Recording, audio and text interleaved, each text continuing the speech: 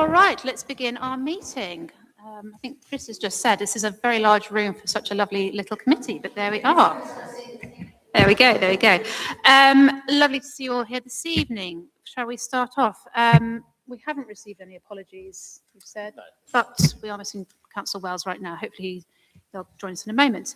Any public questions or statements? Sorry, any public questions or statements?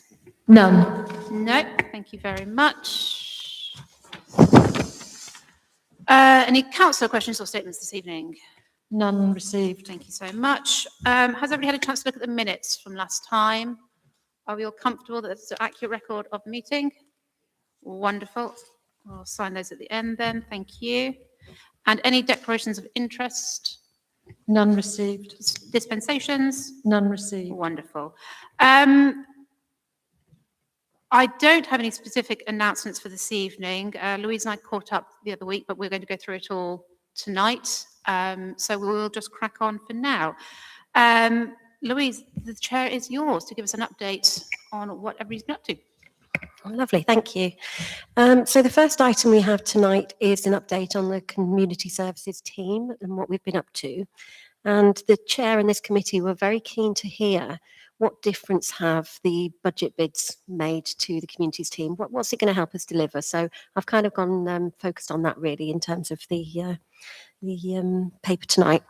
So starting with the pantry. So we know from previous evidence leading up to budget bids that we had some operational challenges, and what we needed to do was achieve legal compliance. And what you've supported with those bids is that we can go from a 3-day-a-week post to 1 full-time post for pantry management. So that means that rather than a volunteer staffing the Wednesday provision, we now actually have a paid member of staff, making us legally compliant. But also it provides much needed development time for those officers to actually look at things like increasing donation bin locations and donation drives that are carried out in partnership across the city with a range of supermarkets and other partners and schools and so on. All which is around basically helping the pantry become more sustainable and resilient. The numbers for pantry last year were absolutely astronomical. We had 4,876 visits from the start of 2025, supporting 13,980 shops and feeding 5,410 children. So, you know, we are really looking at a very, very in-demand service provision that is absolutely supported by volunteers. So we have 30 volunteers who donate their time to keep the pantry doors open. And they don't just run the pantry, they also do deliveries and pickups of foods of the surpluses and so on and so forth. They donated 5,700 hours to that provision last year. So absolutely incredible. That's an in-kind contribution of about £115,000. Bearing in mind this council funds pantry to the tune of about 50,000 a year. So it just gives you a bit of context in terms of that. What that additional bids money has allowed us to do with the volunteers is actually put in place a bit more of a robust training systems. So what did they need? They wanted training around induction when they joined the pantry as volunteers. They wanted safeguarding training. It's very complex client groups that they're working with. They also wanted to deal with conflict management and emotional resilience. You could be dealing with people who've got some very, very difficult subject areas. So all of the support that you've given in terms of your bids is going to go an awfully long way. That training has already started. Actually, we managed to get somebody in early, and actually Neil from Wessex Community Action is joining us for an item around grants later on, but it was his organisation who provided volunteer training to our pantry volunteers, so we're very grateful to Wessex for doing that. As far as pantry goes, you know from the priorities work that we did and the briefing that we gave to councillors that there's been some challenge around pantry and where it goes in the future. And members have made it quite clear that the idea is that we want this to be a standalone provision in the future, and we need to look at operational models that will take us in that direction. I did quite a lot of work upcoming to bids with Victoria to just look at, well, how would that work in practice? And there is a bit of a 3-year plan, which is, we know that this year it's about making the pantry robust. And then the years after that are actually about increasing those donations. It's about increasing the funding that's going into pantry. And then we can look at what are those partnership arrangements and governance arrangements that could be put in place to make it more sustainable and resilient in the future to stand alone. You know, I made it very clear to committee that that is not something that is going to happen tomorrow. At the moment, we are at the sharp end of delivery. So this is something that we do have to have a longer term plan for. Okay. As far as another approval in bids, you approved 1 day a week for community development officer time. And this officer's time is going to be used to support work around belonging and identity and inclusion, so marginalised groups, working with existing and new communities. But specifically for us, we wanted to make the Mela event, which we run in the summer, something that was community-led by our diverse community groups across Salisbury. We need to do further engagement and outreach work for that to be achieved, not only ourselves, but also in partnership. And 1 day a week of a community development officer is nowhere near enough to do that. And that officer actually has other work to do as well, but it is a start, and it is going to be very, very helpful to get that ball rolling. And you'll hear a bit later on about other ways we hope to supplement that. That officer is also working with the BU LGBTQ plus group. This is a group that we started off kind of running as a council. We started off providing, everything for them in terms of all of their support needs and development needs. And over time, that work has been done to develop their capacity and to help them become more independent, to the point that this year that officer is working with that group to look at them becoming either a charity or a CIO. So that is the direction of travel. We're really keen to make sure we see that. It's our ambitions as a service to actually do that capacity building work to support self-sufficiency and self-determinism of the groups that we're working with. So I hope that kind of proves that we do it. We just do it at the right time, so things aren't going to fail and fold, and provide essential services. Okay, and then the other area that you supported was a bid for a new business support apprentice. We can't wait for this one to come. The team are absolutely champing at the bit to recruit to this post. We've had a real increase in the number of bookings that we have at our community centres. I think we're about 15% up in terms of our increase in bookings. But in addition to that, we've just got so many other areas that are coming in. I'll talk a little bit more about what they are in a moment. But what this business support apprentice is going to be able to do is help with that, welcoming people to the centre, getting the centre set up ready for bookings, shutting it down at the end of those bookings, but also providing additional support for the community centres. Programs manager, I think in the JE, he's now going to be a community development manager in his post title, but also to the community support officer to support the whole of our communities programme, all the activities that sit underneath that, and the new community grants processes. If you approve them, as is tonight, the business apprentice will have a role in supporting with some of that work as well. And actually, it's just so important. If we're there talking about creating positive futures for young people, we're putting our money where our mouths are by saying, yes, we'll support apprenticeships at the council. And so we're really, really thrilled that that was supported through bids. As far as our youth work, so we're continuing to deliver our youth provisions at Friary and Bemerton Heath. Our contract at Bishopdown Farm will cease at the end of March. We will be continuing to work in partnership with the U Network and practitioner forums. We've run them to date, but I think what we're moving away from is a collaborative joint running of those forums and networks. Again, hearing what that we have that enabling and facilitation role. It doesn't mean we have to lead everything, but what we do have to do is make sure that we're sharing good practice, that we're collaborating where it makes sense, and that we're joining up where it makes sense, and sharing resources like training and additional needs, as and when we need them. We have in place new partner arrangements with external training providers. This is a really exciting piece of work for the team, and it really fits beautifully with the strategy and where we're heading and what communities are telling us that they need. So we're doing some partnership work with Yuzu Training. I think they're called Kiwi Training now, but they actually provide boot camps, which in essence are 2 weeks of a training opportunity for a specific area of work and a role. So it's working with Salisbury District Hospital. They've been looking to recruit healthcare assistants, and what they wanted to do was put on a training provision in an area of deprivation where people need to get employment. If people sign up for that through their work coaches at DWP, they get a 2-week introduction to what's it like to be a healthcare assistant at the hospital. But the most important thing is that they're guaranteed an interview at the end of that process. Through that process, they get to visit the hospital, they get to see the people that are going to be interviewing them, they get to see how things work on the wards. And the last run that we had, which was just before Christmas, 90% of people on that course are now working at Salisbury District Hospital. So we're getting some really great outcomes. We are replicating that. So we are now doing that with mental health support work, which is for 2 wards on Salisbury District Hospital. We've literally just finished a boot camp at Bemerton Heath Centre for that. But in conversation with those training providers, we are going to make more strategic alliances with the job coaches to actually look at what does the trail look like of opportunities that are coming through. So we know Fullers are coming to town. We know that these training providers are looking to do hospitality training. Let's make sure that those opportunities are going to Salisbury people. Let's make sure that they are focused in areas where people need those incomes the most. And we, as a communities team, we're not running them, we're not delivering them, but what we're doing is we're making sure that we're having those strategic discussions to make sure they're in the places where they're most needed and that they're going to end up with really tangible outcomes. So really excited about that piece of work.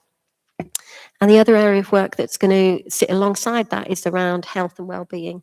So again, through collaborations with people like Wessex Community Action and others, we are having sessions brought into those community centres around hypertension, around cancers, around mental health support. We have district nurses operating from those centres. We have baby wellbeing clinics. What we want those to be is a place where people get the access to the support and help that is available, and to the networks and access to the services that are going to help with their day-to-day lives and well-being. Okay, and then section 3, this council determined that they were willing to support a substantial contribution to Wiltshire Creative for refurbishment of Salisbury Playhouse. So this is in collaboration with a bid that they were putting into the Arts Council and others, I believe. But it was 50,000 a year for 5 years. And again, that was for keeping the doors open, keeping that facility usable, with the massive cultural offer that it has across the city. I know that at the last, was it full council, I think, where you had a proposal from a splash park, an interested party for Splash Park. And it was suggested that they might come back to this committee to talk about their proposal in more depth. They also raised that they were interested potentially in this council considering whether or not that splash park could be considered as a SIL applicant to community infrastructure levy funding. The SIL working party is still meeting. They are going to be putting their recommendations to full council in March. So it was felt that we're not ready as this committee to receive anything that is linked to that SIL monies at this moment in time. But the applicant will be communicated with. Penny's already written out to them to kind of say, look, we're not there yet, but when SIL opens and councillors have decided how the allocations are going to work, you'll be communicated with and have the opportunity to put forward your proposal. So that is it for the communities team update. Any questions from members? There's quite a lot more detail coming in everything else, so I'll just take a pause. Yeah, a little whistle stop. Thank you very much. We'll take Councillor Taylor and then we'll take Sharon. Thank you. Thanks, Louise. That's great, and some really exciting stuff there. I like the boot camps. I think they're marvellous. I think that's really good. You might want to defer this question and answer it later about strategies, but you're going to talk about priorities and the direction of travel and so on. And we've heard quite a bit over the last few months, particularly things like the pantry and where it sits within our work versus the charity sector, and the potential to move that, from us to a suitable charity. But obviously I didn't see any mention of that or hint of that in that paper. So is that something you want to chat about later or address now? Or as far as the strategy and pantry, I did allude to it earlier on, which is that year 1 is about robustness and legal compliance. Years 2 and 3 are about developing the funding mechanisms, the donations and the partner relations to make sure Pantry is resilient and making sure that our volunteers are well trained and supported. And then after that, it would be looking at what are the mechanisms that we could put in place in terms of future delivery arrangements. So yeah, it's very much on the cards. It's very much in train. It will be a part of the strategy and the action plans, but it's not going to be, in the very near future.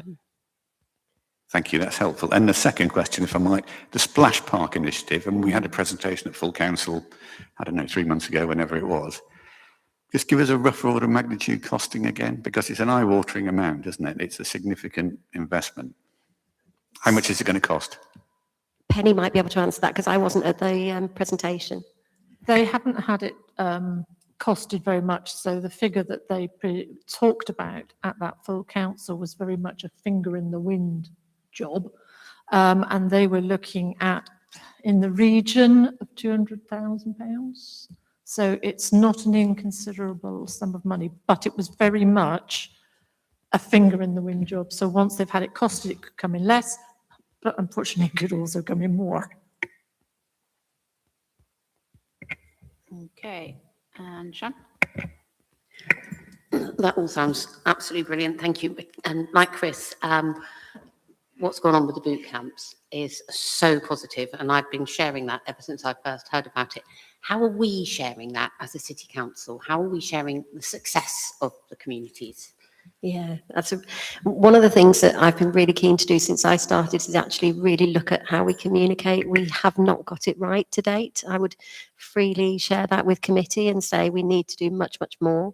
We need to be using our socials. We need to be using, our community centres. At the moment, I'm just waiting for costings to come back for some vinyls at Bemerton Heath Centre. We're looking to use that as our shop window for everything that is out there to support people. It'll be a themed shop window where people know about health and wellbeing, crime and community safety, reporting, any issues. They'll have information about it. Good news stories will be in there, front and centre at those community centres to say, look at what happened and look at what people got out of it, to encourage people and to know that good things are happening and taking place. But yeah, we absolutely need to use our communications much, much better, and it needs to be in a structured way. Yeah, and it's great having the community centres, but an awful lot of people don't go to them. Yeah. So we need to get it wider, Yeah. Which would be brilliant, because I do think we're holding on to all this good stuff. Yeah. We need to get it out there. And the other thing, the youth work at Bishop Down Farm, you said the contract had ended or is ending. Did we not want the contract, or did we not get the contract, or what happened? So there is a contract currently in place, and I haven't had conversations yet with the person we have the contract with. So it is sensitive to to share publicly at this time. In short, we have chosen not to continue with that contract.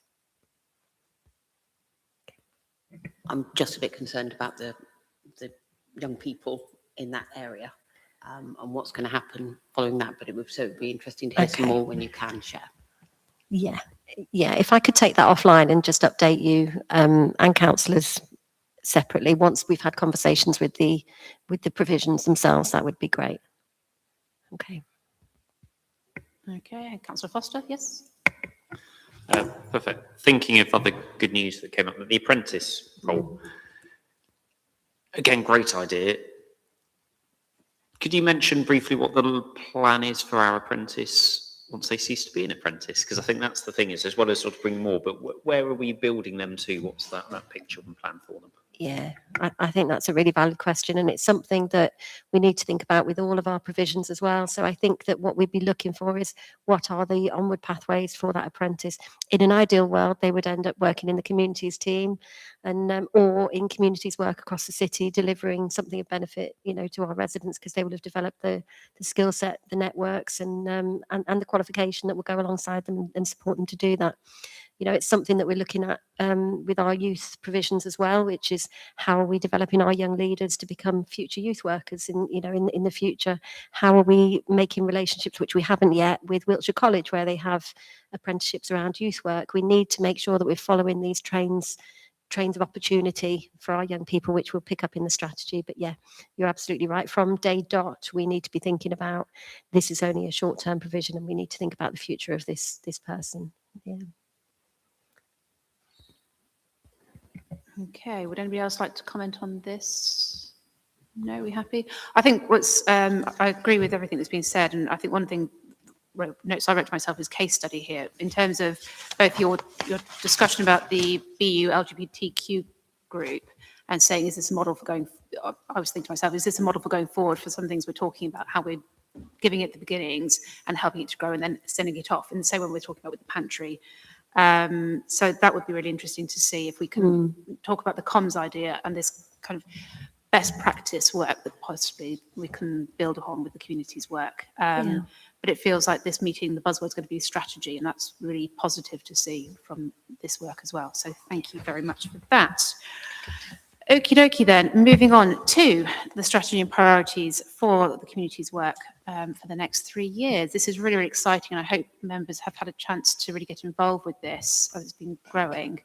So it's great to see where we've got to with this piece of work. Thank you.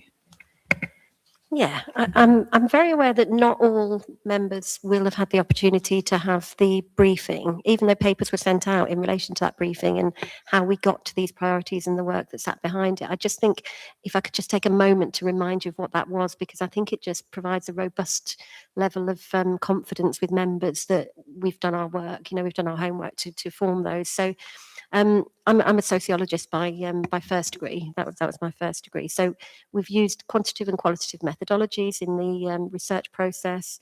We've reviewed all of the strategic data sets that were appropriate in terms of understanding community needs and issues, particularly the index of multiple deprivation, which ranks neighbourhoods from the most deprived to the least deprived in the whole country. That's lower super output areas, so little patches of wards. So we really can drill down to data and understand what's going on in our neighbourhoods. We did rapid appraisal interviews with our community members who are out there working in communities. We did focus groups with community groups who are using our services and out there, partaking in community work. We used our resident insight tool, which is our kind of online council-based tool of residents who say they want to remain engaged with us. We used that to ask questions of, of community life and community services and what was important to people. We also conducted resident interviews with individuals. We had 313 respondents to those in terms of what does community mean to you, what would you like to see in Salisbury, etc.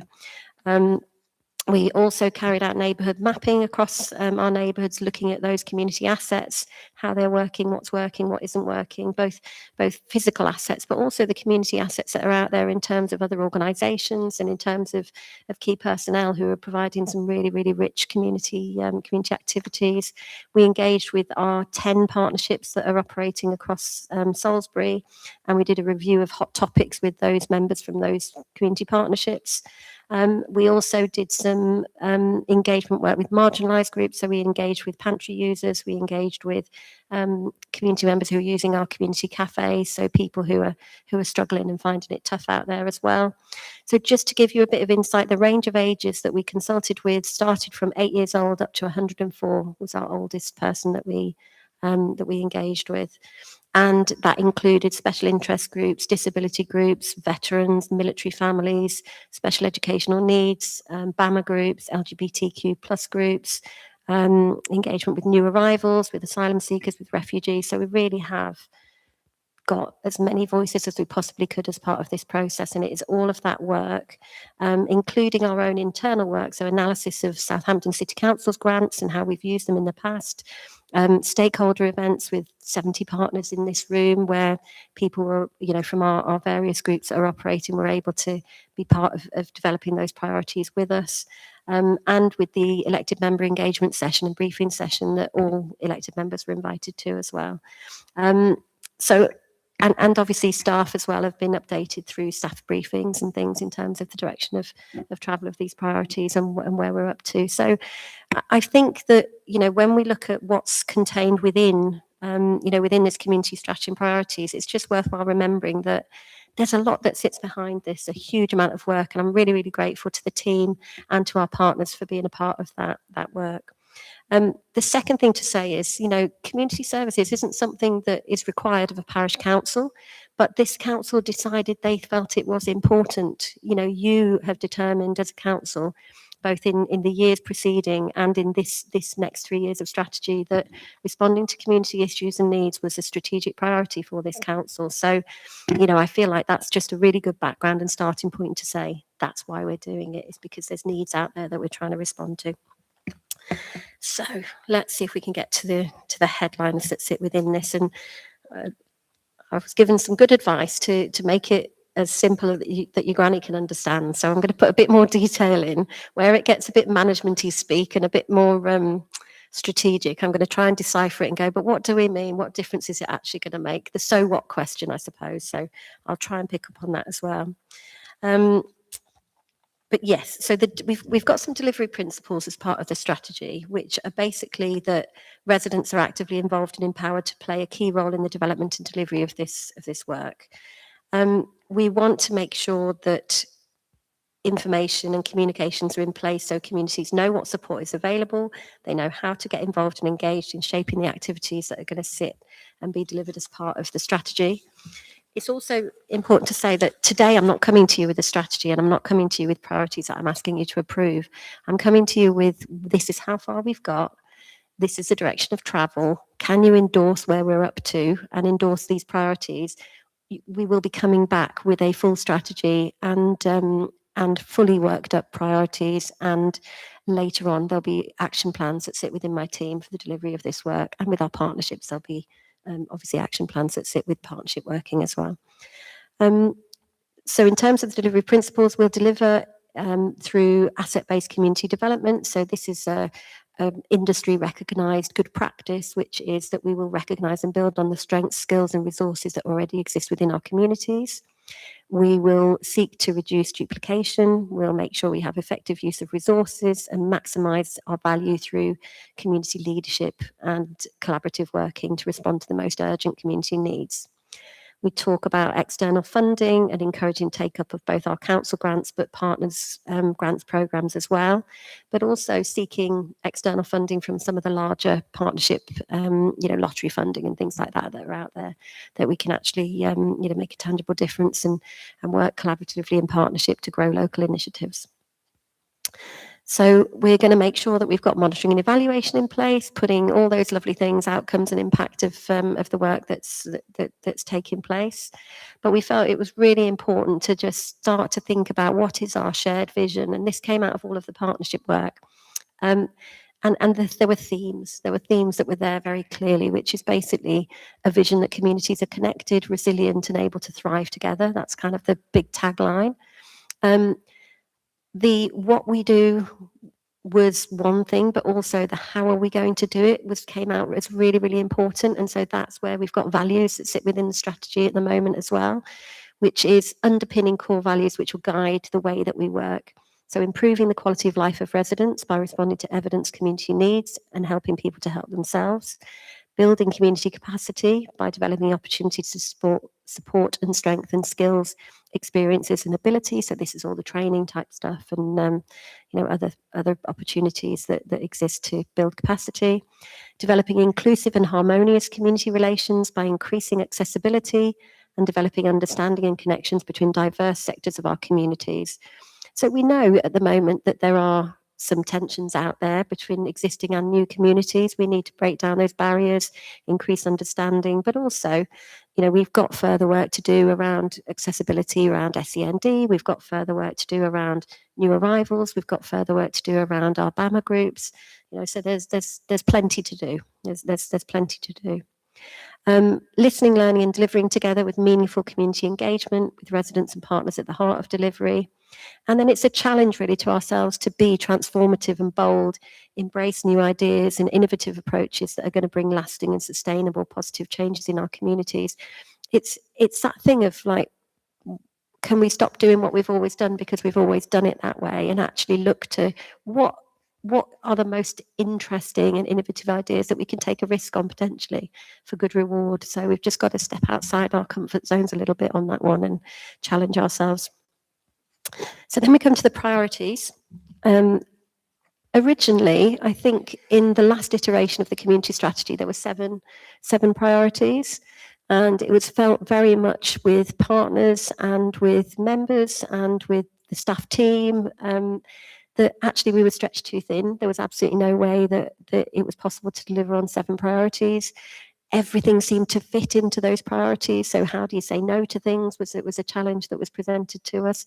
It was still incredibly difficult to get those, well, it wasn't those, but to get the priorities that were coming out of this work down. I'm really grateful to Deborah Whitcomb, who's been in the team supporting with this work. We spent a day just really challenging ourselves in a room, going, we're not getting out of this room until we've got these down. And she was a real challenge to me, which was much, much appreciated. But in essence, I'm going to give you the priority, and then I'm going to give you the kind of, well, what's the action that sits behind it, just to bring it a little bit to life. So here we go.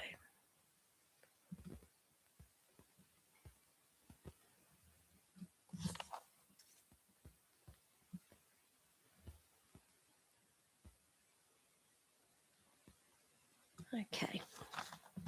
So the first one, reduce inequality and strengthen community safety and resilience. So this is about responding to the deprivation challenges that came out of those strategic data sets and all of the research work that we did with communities. So it will be continuing to do work in Friary Estate and Bemerton Heath, but working specifically on those indicators that were in the 10% and 20% most deprived, which you've had briefings on previously. Tackling food insecurity, instability, and it says here with wraparound support and development pathways to empower people to help themselves. What does that mean? Well, it means that it's not just about us putting on a shop where people can come and do their shopping and get fed. It's all of the other things that they get whilst they're there. So it's about the connections to debt advice. It's about the connections to carer information. It's about how do they know where to go to make sure that they're getting everything that they're entitled to. It's about signposting them to the charities that are out there to support with mental health issues or anything else that might be presenting itself. And then the third element of reducing inequality is around responding to community safety and cohesion challenges. So the types of things that sit within that specifically for the team, just to give you a bit of context, are things like those skills and employment boot camps. They are things like making sure we've got information about how do people report crime, how do people report race hate crime, how do people report fly tipping to make their environments feel safer and more secure and resilient. It's about getting messages out there around campaigning around community safety and resilience, health and well-being. It's about improving physical and mental health through better access to local support and activities. I spoke earlier about the types of things we want to do in our community centres and in partnerships. It's that kind of real tangible stuff that we want to put on, for our communities. Community cafes and lunch clubs, that will continue. They're a prime source of support for people to connect with others who give them support. For their well-being. Pantry continues. The Foodie Network, which is our kind of strategic partnership work around food instability, continues. That's where we find out about funding opportunities. That's where we find out about crises that may be coming and how to resolve them. That's where we signpost to other agencies and don't duplicate but add value to each other's services.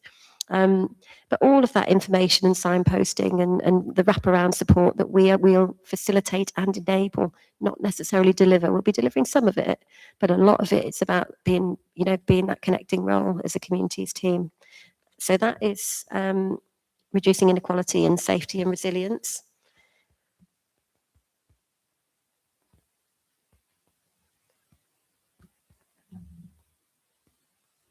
And it also includes capacity building, so working with community leaders and groups and so on, developing cultural understanding.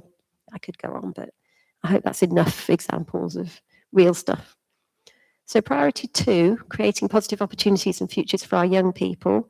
So again, this is about, we run youth provisions. We're going to continue to run youth provisions, as a team. But, let's make sure that they are the best youth provisions that we can possibly deliver.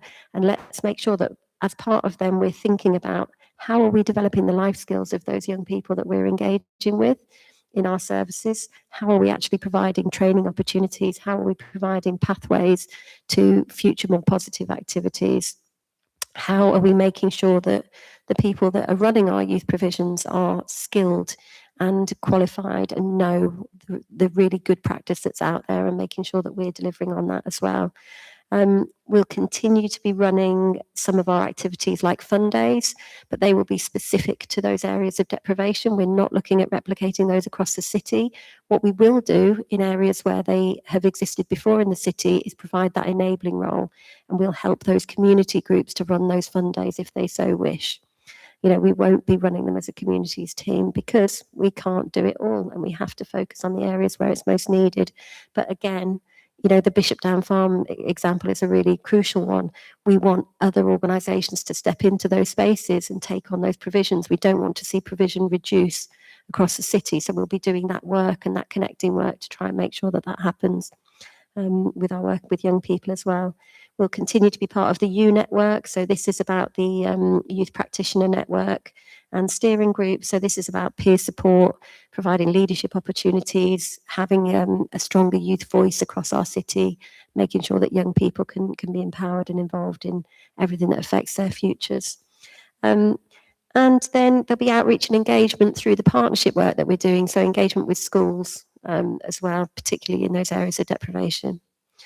So that gives you a bit of an idea of the youth activity. And then priority 3 is about creating vibrant community spaces where communities can access support and come together. So what are we going to be doing? Signposting and guiding, residents knowing where to find the right support, advice and services quickly and easily. We'll be looking at how are we increasing the number of community groups that exist in neighbourhoods, a wider range of local activities that can bring people together, increase connections, strengthen community life, but also respond to those priorities, make sure that the activities are taking place that are going to help people with their most challenging needs and issues. We need to continue to have a voice in those partnership agencies. So things like Pride in Place, we want to make sure that we've got the voice of local people as part of that partnership. But also in those interagency groups, we've got officers who are actively representing the communities that we're serving as part of those groups and being part of that partnership voice and partnership challenge as well. Because again, you see a number of community groups and networks where it's the same people doing the same things with the same people. And you just think, well, how do we broaden that? How do we challenge that? How do we do something different? And, it's been useful for me coming in as a fresh pair of eyes to go, why has it happened like that then? And, aren't they the same 12 people that did that other course 6 weeks ago? And why haven't we got 12 new people then? And, so we really need to challenge ourselves to make new connections in our communities and make sure that more people are getting the benefit. That's very challenging. And you're going to hear a bit from Neil in terms of his potential project that they're interested in bringing forward to committee later, and just in terms of how difficult it is to do that outreach and engagement. And community capacity building, engagement and communication. So communities having the tools, confidence and information to lead activities and shape services, improving wellbeing and community connection through well-used outdoor spaces as well as our community spaces as well. So, play provisions being good and everything else. I know that there's some not ideal situations out there, and I think there's some interesting projects that could come forward as far as improving some of that. So that gives you an idea of the vision, the values and the priorities.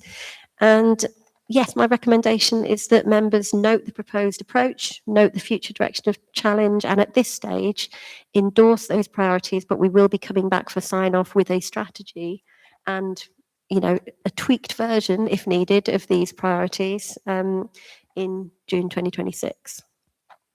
Thank you. Okay, thank you very, very much, Louise. I think can I just note on behalf of the council the extraordinary amount of work that's gone into this from the communities team. It's a huge, huge piece of work, really in depth. And what I love about it is, as you said, it's very much community-led, voices-led. Having those 70 stakeholders here talking so enthusiastically about partnering with us and the work that we're doing in the city with them is just wonderful and a real testament to the team. Members, this is your opportunity to comment on those priorities, where Louise and her team have got to with them. Do you feel that's a good reflection of what we as councillors are looking for? Are we happy with how it's looking? Any comments and questions to Louise? Councillor Taylor. Thank you, Louise. That was brilliant. I mean, a lot of really good words in there. Good. I confessed to Louise by email and just now that I'm the oldest man in the room, actually, so I can be forgiven for not understanding some of the jargon that's currently in that paper. But thank you for all of those words. It seems to me that, so we're looking at 3 priorities. And when I emailed Louise last night, my anxiety was, we're not noticing this paper, we're not noting it, we're actually, as a group, commenting on those 3 priorities. And I really wanted just to flesh out the stepping stone prior to where we are now. So obviously, I'm a Wiltshire councillor. I get involved with the Salisbury Area Board.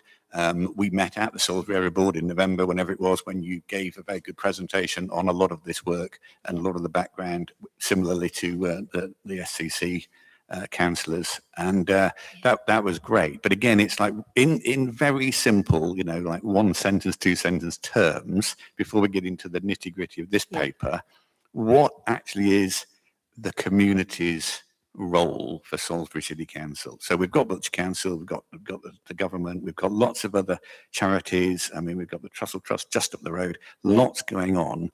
So where do you think we fit? What is our job? What is our role fundamentally? Bearing in mind, nobody's requiring us legally to do anything apart from sort out the allotments. So this is all our initiative. So fundamentally, where does it start? Yeah. I think what this council has asked of our communities team is for us to listen, to understand those community needs, to use evidence, to understand what are the most pressing needs and issues in our communities across Salisbury, and how do we as a communities team intend to respond to those. Now, as I say, the way in which we respond is really important. So in essence, it's an enabling role, it's a connecting role, it's a facilitating role. Where that is not working, we have stepped into spaces where we have needed to deliver. That doesn't mean we're going to sit in those places forever. We would be looking to move out of those as and when we can. But yeah, it's to respond to community needs and issues. That is what we're there for vibrant, positive community lives for our residents. Okay, thank you. And then since we need to vote on or consider the 3 priorities, so there's no ascendancy, or is there? So no, they are all equally important. They are all necessary to deliver, to achieve what we're trying to achieve strategically. Right. Yeah. So if you were to put each of those 3 priorities into like 3 or 4 words each, what would you say? Well, I think they're there. Reduce inequality and strength of community. They're there. I don't know I can't make it more simple than that, councillor. Okay. All right. Well, I asked. Thank you. Thank you. I think just as chair of this committee, I think let's be clear that we as councillors have said we want a communities team. We have said we have officers to go out and do this communities work because we feel that there's a gap here and that there's a place that the city council, who are hyper-focused on Salisbury, can play a part. And I think the words that I would use around this Louise's work and where we're going is both strategic and dynamic, and we are moving forwards. As Louise has said multiple times, we're not looking to do what we've always done. Let's see where we can add value. Let's see where we can get things going and then leave people to carry on with themselves. So I think, it is upon councillors to decide if we want communities work, and that's what this council currently has said we want to do. Right, would anybody else like to comment? Yes, Councillor Rideout. Thank you, Louise. And I want to consider, yes, it's great that we are looking to get people and empower people to move on for themselves. I don't think there will never be a place for a communities team in Salisbury. We will always have that need. If you ever attend one of the fun days, for example, which are fun, as they're supposed to be, but they're also a place where people connect. Absolutely. And that's there will always be something. I want to put it on record. I do not want to never see a communities team working in our city. We need it, and we will always need it, because we can only get better with it and have more and more, which would be great. So thank you. And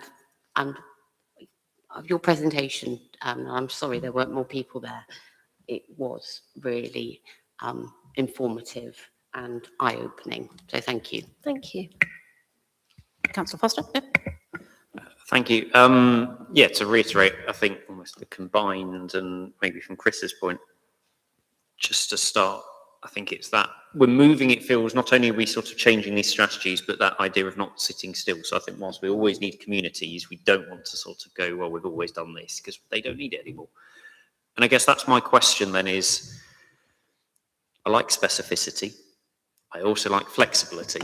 And I think it jumped out on me at 5.1 there, the first bullet point, and I can see why in 2026 we have Friary Estate and Bemerton Heath there. And again, at your presentation, we had the heat maps. And I was curious as to when are we going to, or have we got a plan to check progress, check success, check failure, so that we can sort of relook at this? Because let's say in 5 years, 10 years, it goes amazing, and now the Friary and Bemerton Heath aren't in the bottom 10, 20%, but another area. So is that built into the strategy of, I think these are important priorities, but where we place that may shift, and just how are we tracking that? Absolutely. So I've worked on regeneration projects before in neighbourhoods where the sole focus was to regenerate those communities, and they would have KPIs that talk about you're going to reduce, deprivation by, 20% over the next blah, blah years. And you would be looking at incremental increases over the period of those years. And you would have benchmarks and milestones that would help you achieve that. This community strategy isn't a regeneration strategy, and it's not just focusing on the areas of deprivation. There's more that sits behind it. However, you're absolutely right. We still need we need measures. We need to understand what good looks like for us. We are not the prime deliverers in terms of regeneration on those estates. It is the job centres, it is our health providers, so they are the ones who've got measures to improve their targets around obesity, their targets around, health deprivation, etc., etc. However, what we can put in place is measures that show our distance travelled measures. So, for example, I met with the housing team at who work on Friary Estate, and we were talking about the difference between Friary and Bemerton, and just how much activity and interagency activity there is in Bemerton now. There's a wealth of resource there, to build on. There's a lot of activity there. There's nothing in Friary. There is so little in Friary, and yet we've got 40% of children living in poverty. So, the starting point is understand those communities, understand the issues and those challenges, and then seek to work in partnership and collaborate to fill some of those gaps. So, and it is about what are we doing differently in those places compared to everywhere else to make a difference, and how are we going to measure, monitor, and assess the impact of that. So just final one, almost. And when do you expect to be sat there again with the next set of priorities? Is this a three-year plan? This is 3 years, and then in 3 years we can. This is a 3-year plan, yeah. Bear in mind that most regeneration strategies are 10 years. So in 3 years, we don't want to duplicate that. In 3 years, somebody will be here talking still about deprivation in our community. I don't have a shadow of a doubt of that. Yeah. These are cycles of deprivation that go back, 3, 4, 5 generations. We're not solving them overnight, but what we can do is hopefully make better connections between those people and the resources that are out there to support them. And I guess if at that point, number 2, because I think in that, you showed sort of the age groups, and if children and young people, other agencies have picked that up, and that's good, we could shift to another. Absolutely. And that's where the skill set comes in, doesn't it? Because, Wiltshire Council have that same priority around children and young people, but they have a different angle to us. We are running youth settings in those neighbourhoods. They do not have that granular level of interaction and engagement we do. But what we can do is work with them to jointly fund things. We can work with them to collaborate on our training resources. We can work with them strategically to make sure that we're not duplicating and wasting any resources that we do have available. Quick one is That last bit was what I was after earlier. Thank you very much. Perfect. Okay, anybody else? Are we happy? Okay, are we happy to note this paper then? Wonderful, thank you very much. Louise, please carry on with your work. Lovely. Lovely. Okie dokie, moving on to community grants. Okay. Neil, would you like to join Louise now, or would you like to sit still? Thank you very much for sitting so patiently and listening to all of us chatter on. But you're very welcome to come and join Louise now if that's of help. Okie doke. So again, since coming into post, I think it's month 7 now or something. You know, we've had safeguarding policy that's been rewritten. We've had the strategy and priority work that's taken up a huge chunk of work, and grants was another one that, you know, I've run grants programs in a number of settings for housing associations, for local authorities, for charities previously, and our grants policy, frankly, was quite impenetrable going through this piece of work. So I, again, you know, thank you to our team and their involvement in putting together the review of the grants process as it stands at the moment, and I'll highlight some of the areas that we think need to be amended. But for this report, a huge amount of work has been done from the moment that somebody looks on our website and seeks what funds are available under our grants through to somebody's received funding and they're due to come back here and report. We've done process mapping of the whole of that. We've got a lady in the team who's been brought in as a casual, who's done a huge amount of work to hear and speak with applicants. What was their experience like? She's also done what are our forms like to navigate? What's it like what's the administrative burden like for our administrator who runs this report? So it's been a solid and robust piece of review work. So where's it taken us then? So the idea behind this was always to improve transparency, reduce inefficiencies and duplication, but to increase accessibility to grants from a broader range of organisations and support projects that demonstrate a strong link to those evidence needs and issues that we can, and that are able to demonstrate those outcomes and impacts. If you remember, I did a piece of work that looked at where our money had gone previously in grants, and it was, you know, an unfair allocation across the city with certain groups. So the paper today is that councillors are requested to approve my recommendation that we develop a revised grant policy, and that grant policy will be delivered in line with meeting the new community strategy and priorities, and it will be phased implementation over 2026 as the system's amended and the policy's approved and we have new processes bedded in. So we'd still need to work in the meantime. So until that policy comes to committee and it's adopted, I'm requesting that councillors consider new applications for decision in line with our existing grants policy.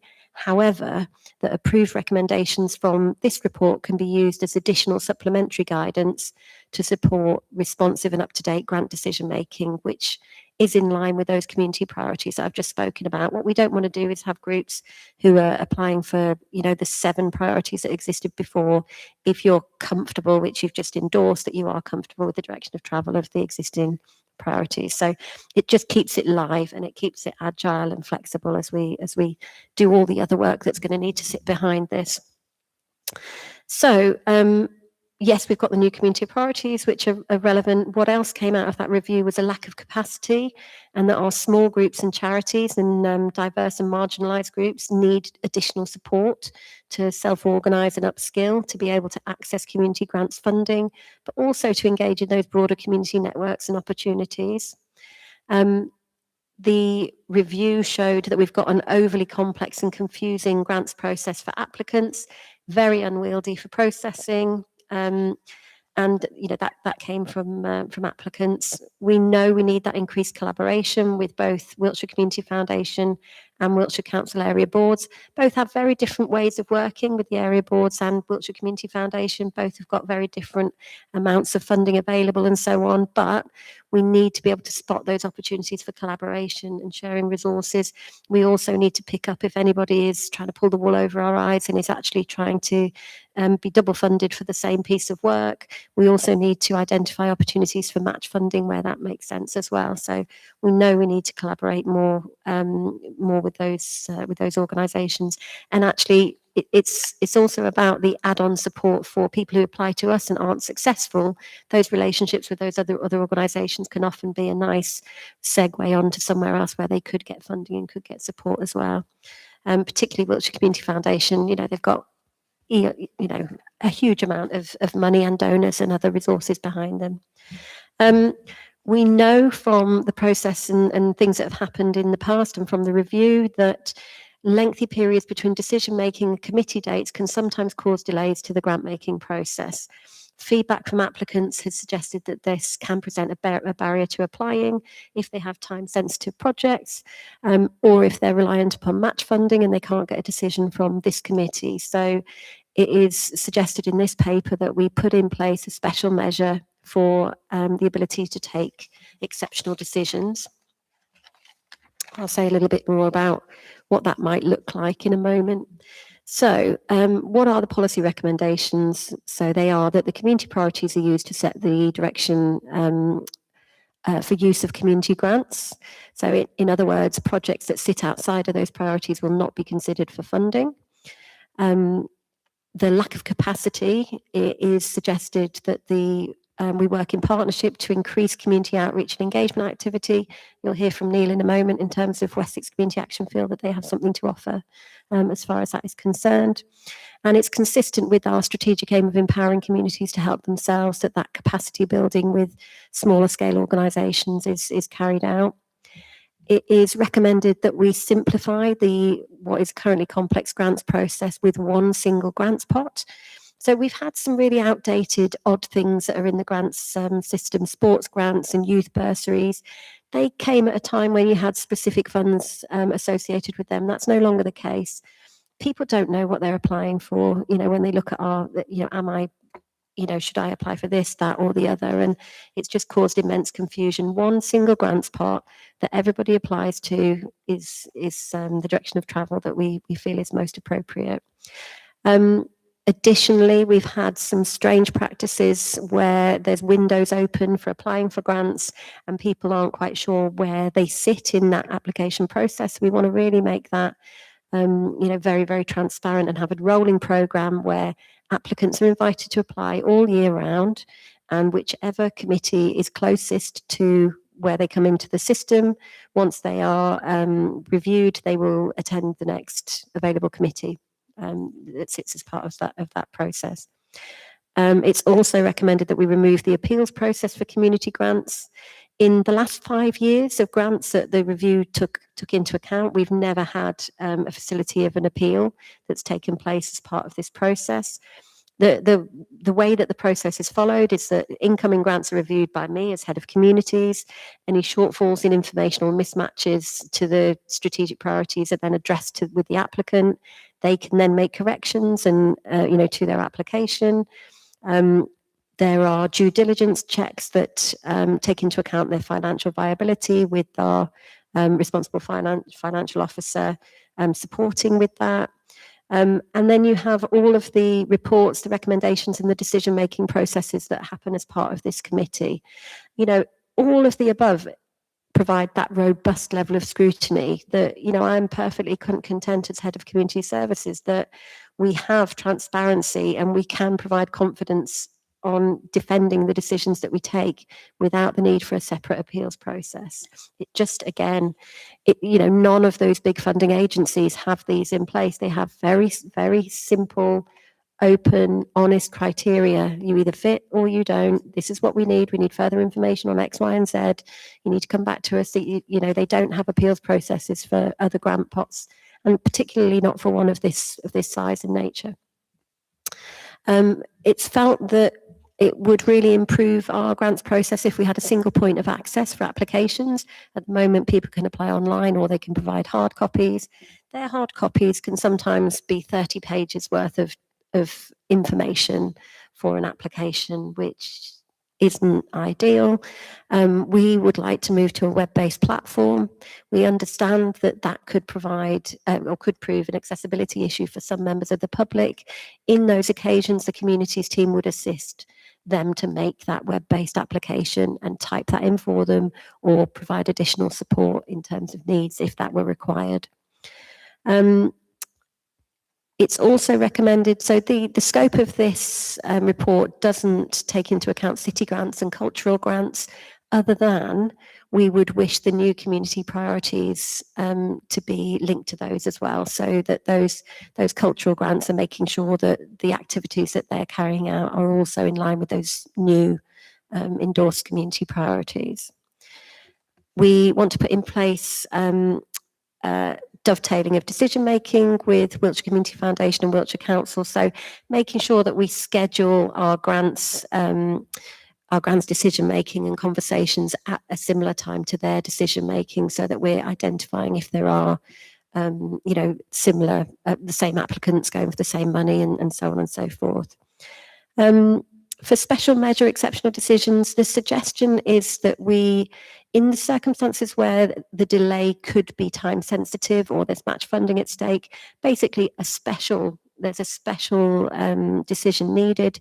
The authority is dedicated to myself as head of communities, the chair of the communities committee, and the vice chair, so that we kind of cover the political elements to that, but also, we've got a way that we can expedite that process if we need, because we've had up to 6 month delays in this committee through either a committee not happening or through something being deferred, and people have lost out on opportunities for their match funding. So we need to find some flexibility and agility in this system to make decisions separate if necessary. But the idea would be that full reporting would still come back to this communities committee to make sure that you retain oversight of all applications that have been made and funds that have been approved. I don't expect that is something that is going to happen very often. I just think that the policy needs that provision within it. Okay. And then internal processes and procedural improvements. This is all the really dull stuff that my poor team are going to have to work on, which is all of the new forms, all of the new systems that are going to sit behind everything that I've spoken about today. So if I take questions at that point, is that? I was just about to say, Louise, let's take a pause there, because that's an awful lot to go through. Does anybody have any comments or queries on those suggested changes? Yes, Councillor Rideout. My only comment is, thank goodness you're doing this, because I know of one group already who have looked at the grants form and didn't make an application because they didn't feel able to complete it. Yeah. So it's great that this is happening. Thank you. Councillor Foster. Before I ask many questions, so this evening we are sort of noting, and then you said it will come back over the coming year step by step, so almost wait, and then we'll go through each piece in much more detail. The policy will come back to this committee. Perfect. I will wait then, rather than worry about things now. Thank you. Wonderful. Okay, any other thoughts or comments? Yes, Councillor Johnson. You spoke about the process as it runs currently. There's quite a lot of this that goes across the head of community's desk. Is there any risk there in terms of workload? I mean, are you going to find yourself swamped? How will you manage that? I'm very much hoping that this process will reduce the swamping. I think it will become much more efficient as a process, because what we will be introducing is there'll be a first filter process, which is something either fits or it doesn't. Communication is then goes back to the applicant. That immediately reduces, a raft of things that would be done by our grants administrator, through the community support assistant. So that means it doesn't automatically come to me, that there is that kind of first set of eyes. And then through the process, with it only being one grant system and being an online portal, that is just going to save so much time. At the moment, we receive an application in hard form, and I have to type it all out into the forms that then come to you at committee and so on. There's no provision to cut and paste and things like that, so having something that automatically works through and filters out the information that you need to see to help your decision making, will be more efficient for you. It will be less burdensome for me, and it will also give more credence and support to our community's support officer, who has to carry out those conversations with the community who are applying. You know, at the moment, there's such a huge amount of confusion of where are we in the process, what's happening with my application, when is the next round opening, you know, what are the priorities again, and am I this kind or am I that kind? You know, we've got to make sure our staff can actually deliver on this, and I want every single member of my team to be able to pick up the phone and answer a query, and the system is going to help them to do that really effectively and efficiently. And it builds resiliency as well, because if we've got a really strong system in place, then, you know, if we have somebody off sick, or if we have, you know, I go under a bus, there's still a process there that is really clear and that everybody can kind of follow, and we know where things are at. Keeps it safe. Thank you. And the other comment that I had was around the special measures. Yep. Just want to be clear that we're not going to enter this process until the due diligence has been done robustly. Absolutely. Yeah, it would still follow exactly the same procedures that any grant application would have to follow, with all of those due diligence measures in place. But what it would do is it would expedite the decision making outside of the cycles of community committee if it was time critical, or, you know, there was a special reason that it had to go outside of that. As I say, I think that would happen on rare occasions. Thank you. And thank you, Councillor Johnson, for bringing that up, because that's something I wanted to draw members' attention to, because it is quite a change to say that outside of this committee, decisions can be made about grant-making processes. I love the idea that we move towards rolling submissions, and, you know, the deadline is then committee meeting, basically, isn't it? And there's always another committee to get to. But as Louise said, there is the possibility where the match funding is involved with somebody else's deadline, that people may miss out. So I just want to make sure that members are comfortable that we give the go-ahead for Louise to work this up, that as head of communities, chair and vice chair, we could, in exceptional circumstances, I think that's very important, exceptional circumstances, with all the due diligence done, make a decision on behalf of this committee to either award or not if something comes forward where there's a different deadline to our own. Can I just make sure we're all happy with that? Councillor. I mean, I would say I am on the assumption that if I'm not happy, we can start to complain, change the policy in the future, kick you out of the chair position, etc., etc. So I think, yes, on faith You could for be the shot three. against a wall. Actually. That's I think it, you I think if know, could put as that long in as all small those print, options particularly remain the chair open first to and then me. me. I think that'd be fair. That's it. Yeah, the three of you, as I say, I think you work on behalf of us all, and then, yeah. Okay, so if we're happy with that part of the paper, shall we move on to where we are in terms of grant applications to this meeting? Yes, absolutely. So, as you will be aware, councillors, the annual budget for community development grants is £25,000 for 25-26. This committee has approved £6,000, there's a typo there, apologies, of grant expenditure in October. And in addition, a late payment of £3,000 for a 24-25 medium-term grant was paid after year end, which has brought the expenditure this year to £9,000. So we have £16,000 for allocation by this committee. There have been no new grant applications in the last quarter received. However, there has been an expression of interest for a pending application from Wessex Community Action, and you'll hear from Neil Cotton in a moment, who's come to join us. But this is for an innovative pilot of outreach, engagement, capacity building, training and support around marginalised diverse communities, charities and community groups across Salisbury. So their project extends beyond community grant funding bands. So they're looking for a project of around £19,950. And as such, they were invited to attend this committee at this stage as a kind of expression of interest to come and talk about their project and their proposal with members, but on the understanding that a fully developed community application would be submitted. And this could potentially be one of those occasions where we looked at an exceptional bid because of timing, or another measure if members felt it was needed, but to be considered for funding from 24-25 funds if possible. Obviously, what we don't want is for this committee to not allocate those funds. So, So yes, Louise brought this to me a little while ago, and I think my first question, and I'm sure members will ask this as well, is have we done any work into why there have been applications received this quarter? Because obviously people don't know the money's not there. That's a problem, and that's why this could be a test of this exceptional policy. Because something I'm very, very keen is that our chief executive, as lovely as he is, doesn't get this money back. We want it to stay with communities. We want all communities' money spent, and we certainly don't want to be returning it on 31st of March. So if we have an opportunity to spend it in a way that meets with our new strategy ideas, let's hear it. So Neil, can I thank you very much for joining us and tell us a little bit more about your expression of interest, which I was very clear is just a skeleton of an idea for this committee to decide, yes, we would like him to come forward with a proper proposal, or actually, thank you, but no thank you. Okay.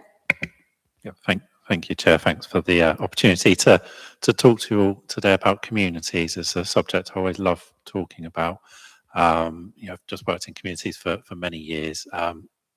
Just like yourselves, incredibly passionate about communities and what community can achieve, and actually in a lot of cases, community is the best way of kind of driving improvements in people's quality of life and life chances. So a little bit about Wessex Community Action. So we celebrated our 50th birthday in the last couple of years. So we, like a lot of the voluntary sector, we sort of came out of the 1970s as a real boom time for the sector. A lot of big national charities emerged in that kind of period. So we're of that vintage. We're a Salisbury-based organisation. Our office is currently just over at Churchfield. So we are, I always say we have kind of Salisbury in our DNA organisationally.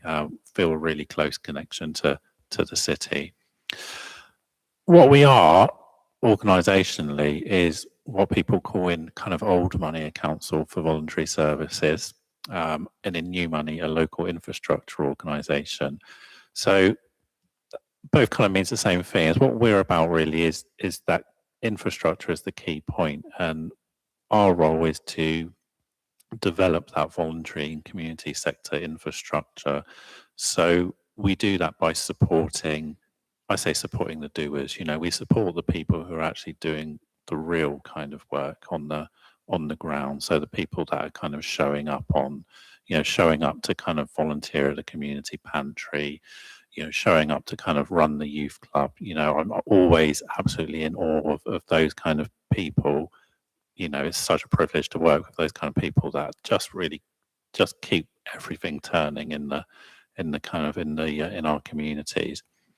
So we do that in a number of ways. We've got what we call kind of 4 pillars really to support the sector. We have leadership and advocacy. So that's very much the kind of what I call the policy end of the work. So that's working with organisations like the ICB through the Leadership Alliance and promoting the work of the sector, promoting opportunities for the sector to get engaged. Partnerships and collaboration. So I'm a partnership manager there. So that's a lot my kind of remit. Partnership working is just, for me, it's about bringing people together. It's about bringing organisations together around common topics. So recently we've launched a mental health providers network, and we're looking collectively at how we improve referral pathways, how we improve knowledge, how we know kind of how we pull training offers. So that's kind of an example of our work in that kind of arena. Volunteering, we have my colleague runs the Volunteer Managers Forum and provides training on volunteer management and advice to organisations around recruitment and management of volunteers. And we know that's really important in Wiltshire and in Salisbury because the majority of our organisations in the voluntary sector are volunteer-led. So actually, there's only a relatively small proportion who have paid staff. Most are actually led by volunteers who do a lot of the delivery.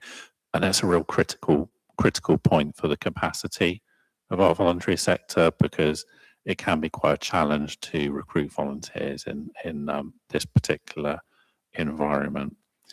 And lastly, community development is the final pillar, and that's what can be characterised as information, advice and guidance. So that's all of those kind of queries that you get from people who might have an idea about something they want to do in their community, but they're not sure what the best way of doing it is. You know, do I need to be a community interest company? Should I be a charitable incorporated organisation? Where can I get funding from? You know, what do I need to do to get a bank account? You know, all of those kind of questions. We provide support around that, support around governance. So, you know, what a good AGM looks like, how you get the best out of the relationship working with your board of trustees. That's a kind of wide range of activity that we engage in that area. We've got a really strong track record in it. We also provide, you know, communication is a big part of what we do. So we get a lot of organisations and funders coming to us with their funding opportunities, and we promote those to the sector. We provide an arena where people are able to see what's going on and collaborate. So that's you know, kind of something really important strand. So one of the pieces of work we did recently in Salisbury, and I was really happy actually to do this in Salisbury, was our Meet the Funder event earlier in January. And we did that because being a relatively small organisation, one of the benefits of that is that we can be quite agile and we could respond to need. And one of the things we've been hearing from a lot of our partners in the sector was that funding was a massive issue. So funding has typically become a tougher environment. You know, there's a lot of organisations looking particularly for core funding. Funders are tightening kind of criteria, so they're narrowing criteria. So especially if you're an organisation providing a universal type service, that can be quite difficult to get funding for. So we got a whole range of funders together. We got Lottery, we got Children in Need, we got the Sovereign Network Group, Housing Association, and we gathered everybody together in a big event in Salisbury. We had 60 places available, and they all went. We had a waiting list for that, so we're really keen to do that again. But I was really pleased to be able to deliver that actually in Salisbury, because I say we're a Salisbury-based organisation, and it's been a while since an event like that was held in Salisbury. But that's probably enough about Wessex and what we do in terms of Salisbury and the voluntary and community sector. So I was just looking over my notes previously from when I spoke at the really great strategy event that we had here a few months ago, and actually my notes mentioned that there was just over 700 registered charities operating in Salisbury, which is it's quite a lot. It's a significant presence, and some of those charities are quite large. So obviously Elaborate, really large charity. Trussell Trust, incredibly large charity. That kind of number tends to be the tip of the iceberg, though, when it comes to voluntary and community sector. And actually, a lot of organisations and activity happens what we call below the radar. So unincorporated associations, just collections of individuals in their community, just running a group, like your typical kind of knit and natter kind of type groups. It might be a litter picking group. It might just be people. It might be a toddler group. They might just have a basic constitution that somebody kind of found a PDF for 5 years ago, and they're perfectly happy and they run really well. But there's a lot of that. One of the issues that I kind of tend to find with that activity, because it's so vitally important to what life in communities is like on a daily basis. One of the things I find, and one of the things I think mentioned earlier, is that that kind of activity is not always spread evenly across cities and places. And there could be different reasons for that. It might be because there's been investment historically in one community and less in another. It might be because one community, has a nice new, well-run community centre with a community development worker, and another community, maybe for different reasons, there's been governance issues around the facility. It might have kind of fallen into slight disrepair, and there could be many different reasons. But one of the issues with that is it kind of entrenches disadvantage, because when you've got good community infrastructure and you've got strong community groups, that really acts as a kind of multiplier to deliver good services that people need, and create partnerships. You can have good, well-run groups that are plugged into networks. They've got a habit of just bringing in extra people, bringing in resource. They might have contact within the PCN or the ICB, and they could maybe they could take advantage of an initiative around hypertension testing, and they can bring people into their community and deliver. So there's a real need, I think, to look at some of those gaps and address some of those gaps where that community infrastructure might be there, where communities might be more marginalized for any number of reasons. So we've done a little bit of engagement work, probably over kind of 2025 into 2026. In May 2025, I worked with Black Southwest Network and Wiltshire Council, Karen Lineker from Communities there, and we held a listening event for a number of kind of different kind of marginalised groups. And we held that at the Playhouse, and it's interesting because it was May last year, and it was a rainy day, kind of like tonight. It was a rainy evening, and I was keeping my eye on the kind of the state of the roads for kind of how I'd get home later. 20 people came to that, 20 people from a whole range of organisations, and which was really fantastic. So we'd done the same thing in Trowbridge 2 weeks previously, and we had a grand total of 1 person came to that. So we had a lot of food there. We were all waiting there. There's about 5 of us kind of waiting to kind of leap on whoever walked in, and that 1 person came in, and they were leapt on, and so I was nervous about the Salisbury event, very nervous, but a lot of people came in, and we've also run our State of the Sector survey, and also done some, and that was in May, June last year, and done some community mapping in October last year. So there's a bit of learning from that. One of the learnings from the event at the Playhouse was that there was loads of groups there. There was loads of people doing stuff in their community. There was community leaders from a whole range of communities. I'd never seen them. Never seen them before. They'd not crossed my path in any of the partnership work I did when I'm, working, with. Again, we've heard it before. The same kind of organisations, coming to the same things. Having same kind of conversations. So it was a real question for me. It's like, well, how do you get these groups involved? Like, how do you make that connection? Because there was enormous passion in that room. There's some great ideas. And when people were talking about their ideas, I said, well, hey, this is a really fundable idea. A funder would absolutely love, would love to fund that. The Community Foundation were kind of talking to us about it as well. Yeah, they'd love to fund that. It's great. These are communities that they're absolutely desperate to work with.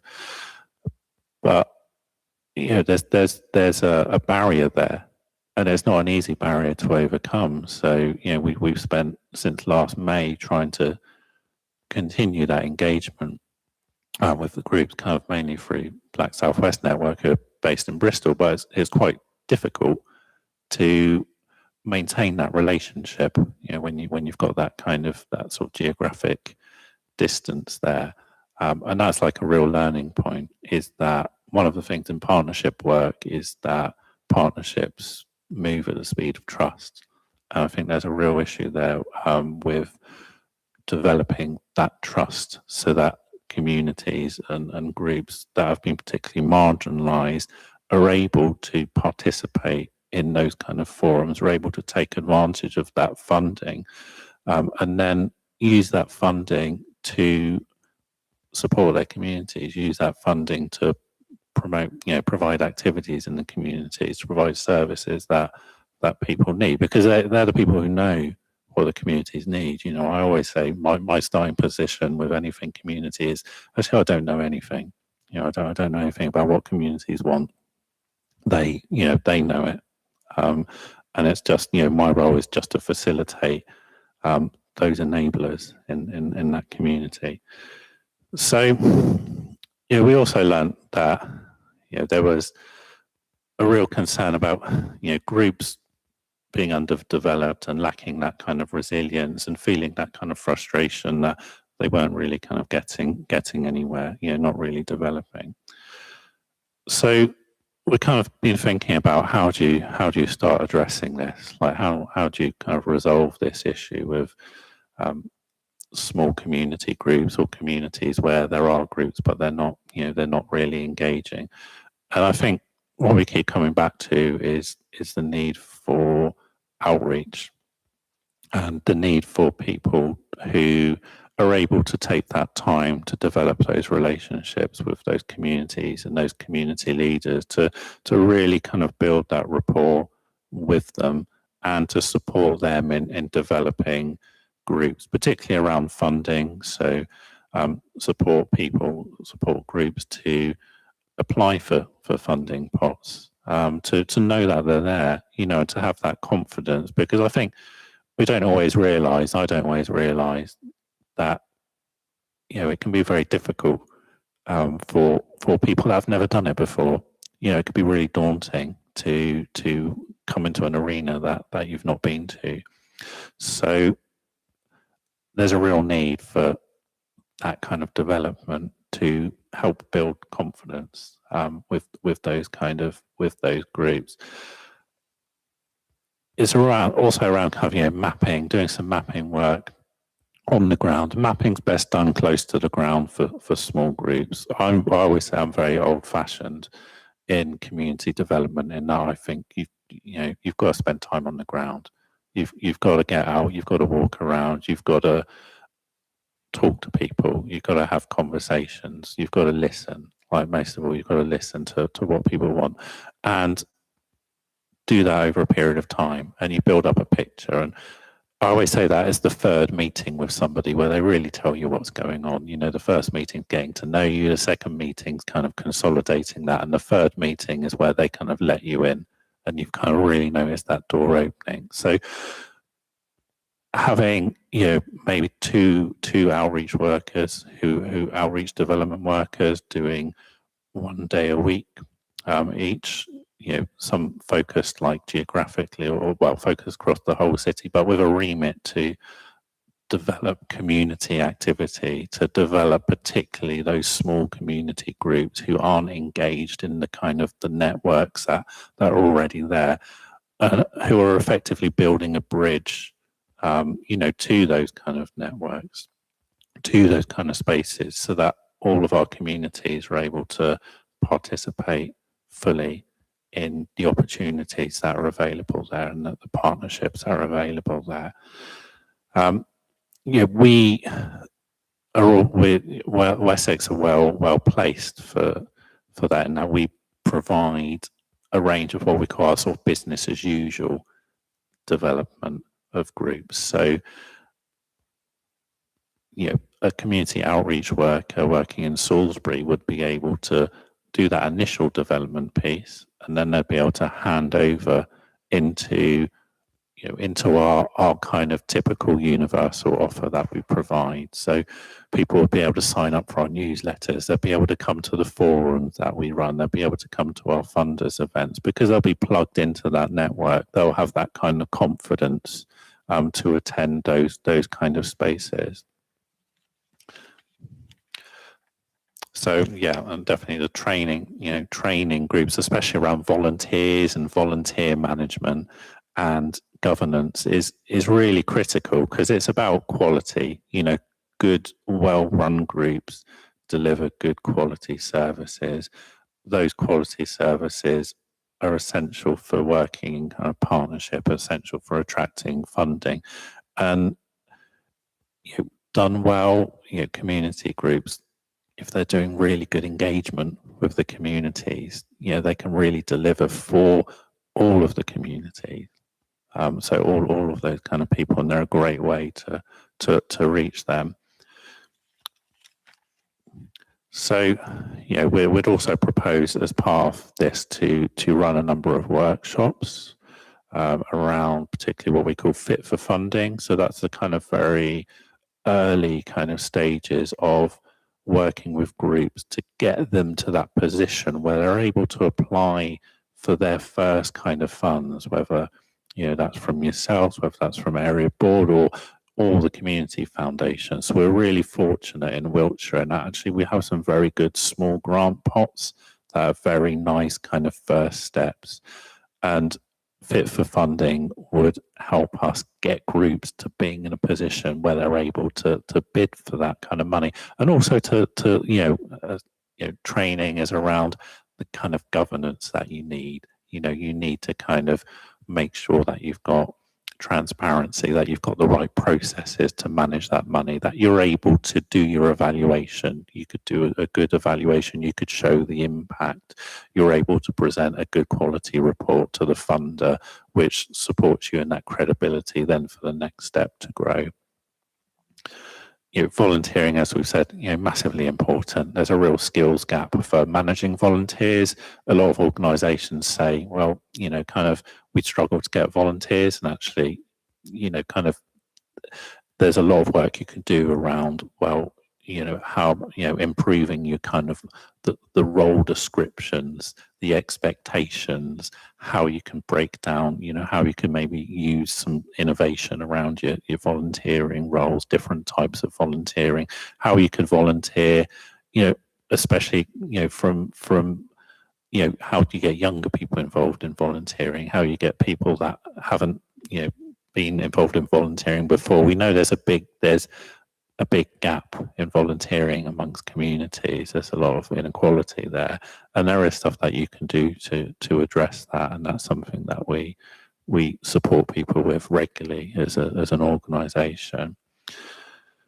So in terms of the kind of outputs, we're probably looking at about sort of 780 odd hours of support for groups over a year. All from engagement right through. The outcomes of it: more developed groups, better quality services, more resilient. I think that's really the important thing with in the community sector, is organisations, if they're not developed, passion takes you so far, and passion can take people to a level of kind of burnout, and a great initiative can fizzle out, when that person who came up with the idea, hits that burnout point. We see that happen quite a lot. It's a real danger, and there's a real education and training piece in there about working with leaders to support them, to build the structure around them, which is probably, I'd say, is probably one of the most challenging things, because working with the voluntary sector for many years, it's all about passion. People are driven by passion, which is a fantastic thing, but it sometimes kind of makes it hard to then kind of build that structure that you need around that. I say, our outcome is actually, addressing those areas where there's the gaps. I think that's a real big challenge for me. So where we know communities that have got great community groups that are really well served by organisations that are delivering, organisations that are pulling in funding from National Lottery into Salisbury. We know there's some organisations and communities that benefit from that. We also know there's communities that don't benefit from that don't have a seat around that table. This will be a crucial outcome to actually look at those communities where the gaps are and actually address those. So mapping would be the first kind of stage of this project.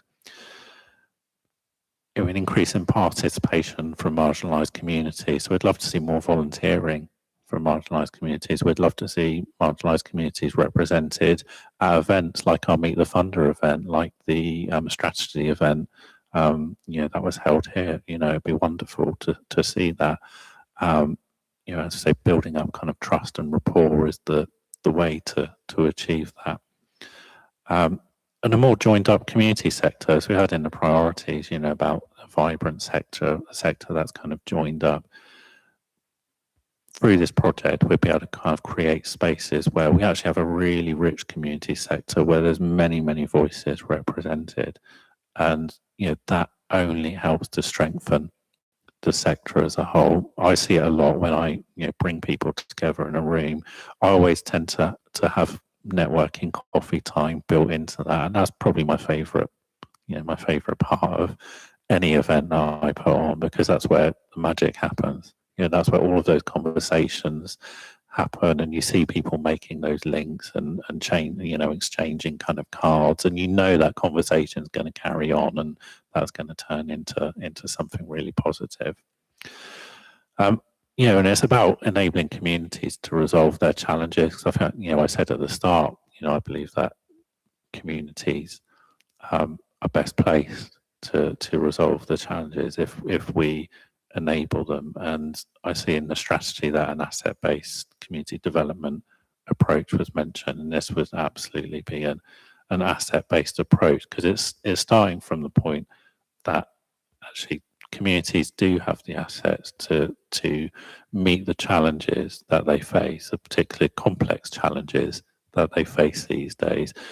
But what they need is they need that support to, the tools to be able to do that, to be able to kind of take those kind of latent talents and skills and abilities and passions in those communities and convert them into solid organizations that are able to deliver over the long term, and to pull in more and more people.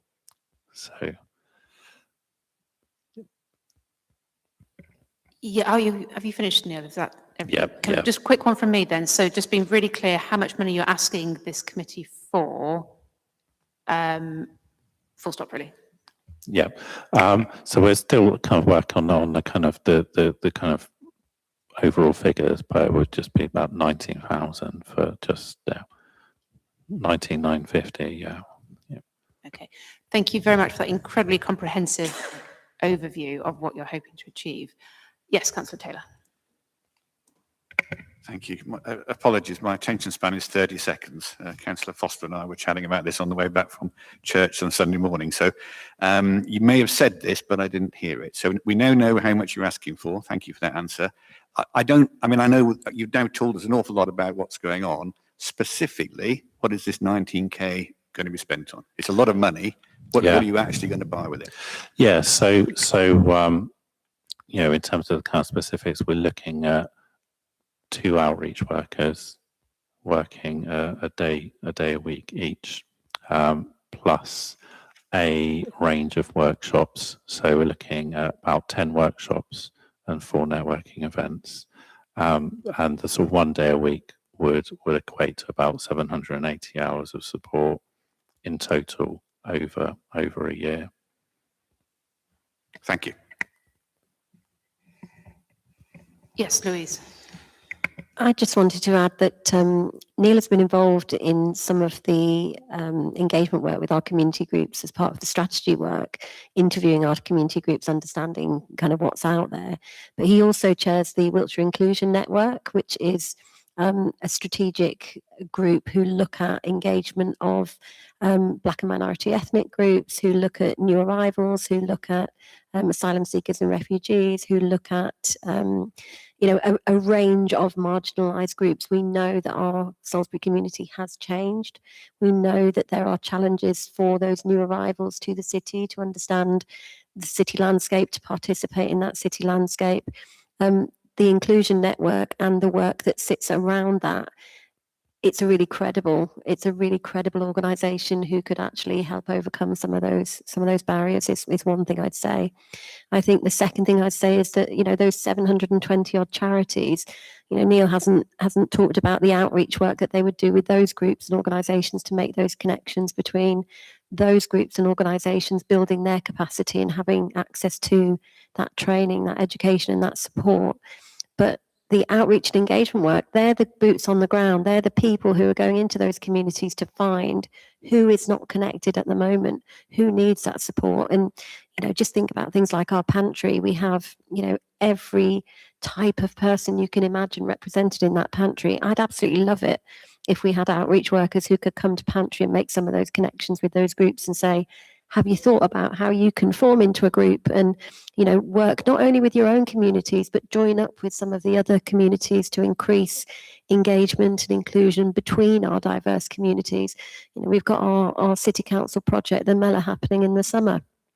You know, we've got well-established community groups who we want to get involved in that work, and it is proving to be a real challenge. Now, you think about some of those other groups who are just burgeoning, who've got no skill set whatsoever, who are literally arriving in our city, and they haven't got the landscape yet. This is what this project is going to do, is build those connections in that landscape and make those, you know, it's the capacity building, it's the support, it's the training. But the really, really challenging bit is it's meeting those communities where they're at. And I would absolutely adore it if we had a team 4 times the size and we could do this work in communities, because I've done it in other teams that are much larger and I absolutely love it. We have not got that capacity. We need to bring in organisations who've got that infrastructure that already exists. They've got the networks, they've got the connections with charities that exist, but they've also got the agility and the flexibility to be able to recruit within those diverse communities to do that engagement and outreach work.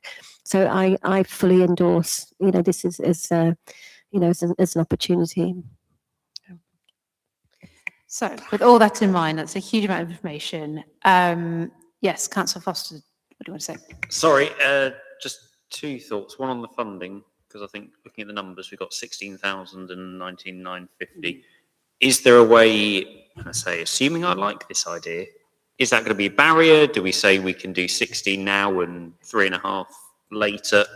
Just curious on that. And then the second question, and again, assuming you like the idea, and almost to the themes we were saying yesterday, is I'm assuming we're not going to solve this in one round. So I guess in the grant or with yourself working together, it would be good to see what the plan is post the 19,950 of, do we build it into our communities group? So not actually, it's not going to come out of the grant pot again. Do we find it as a bid? Do we? Yeah. Is there another way that potentially for year 2, 3, or however the timing works? I think that would be my thought, is if we're going to start down this path, let's try and make it a sustainable potentially, or, you know, carry absolutely right. So I had a conversation with ASA about this project before coming to Communities Committee, and we had similar kind of conversations, and it was very much about, you know, this is a pilot project to test an approach to see if it works, that would need to demonstrate outcomes and impacts, that is making a difference and it is making those connections. The idea that, you know, a bit like you said, that we're always going to need a communities team, we're always going to need a CVS. We're always going to need a CVS that can provide infrastructure support to our charities and to our small groups that are out there. And, you know, I see this as a project where it can prove its worth, but also you then have scope within that year project delivery to make connections to match funding, as you say, to build evidence that says there's a much bigger project here that we would want to apply to reaching communities, or to lottery, or to, you know, other other kinds of. There are lots of people who are interested in this work because they are struggling to engage, you know, with these diverse communities. You know, this community strategy work, we wrote out to every existing BAMA group, every marginalised group, to be a part of that project. And I think we had 2 groups represented as part of the strategy. We did do some additional outreach and engagement with others, but there are many, many more communities there that, you know, that need to be reached. And, you know, we need to do that. We need to do that work, you know, and we're not getting it right. You know, we have asylum seekers who are living in Salisbury who, you know, through some of our partners, there's opportunities to support them. And actually, there was an opportunity for one individual to go to the Salisbury Lights thing. He walks past my community building every morning, and I was like, oh, how did you enjoy the Salisbury Lights with your family? Well, I couldn't go because I couldn't afford the bus fare. And you just think, gosh, we're missing a trick here. We're missing some basic needs here and not understanding and meeting our communities where they're at. And that's not to say that we're a handout for everybody and that we, but we do need to understand these issues, and we do need to understand where people can get support and advice and guidance. And, we can't do that as a tiny communities team. We do need to rely on our collaborations and our partnerships and build our capacity with, projects. So. Okay, so bearing in mind that this is not a full application coming to us, it's more than the amount of money that we've got currently available by the end of this financial year, does committee feel comfortable asking Neil to go away and work up a full proposal that then I would suggest that it's for Louise, Chris and I to then scrutinise thoroughly, because we do not have another committee meeting before the 31st of March. Are we comfortable with that position? Do we want to say actually 19,000 is more than you've got, go away and make it 16,000, and so that hits the amount of money that we've got available to you? How are people feeling? Councillor Foster. In two parts then, I'm fully supportive to go away. Please put a grant together, please scrutinise, and please make it happen, or not. I think on the money one, I guess I wouldn't want to compromise the vision, horrible word, just because of the money.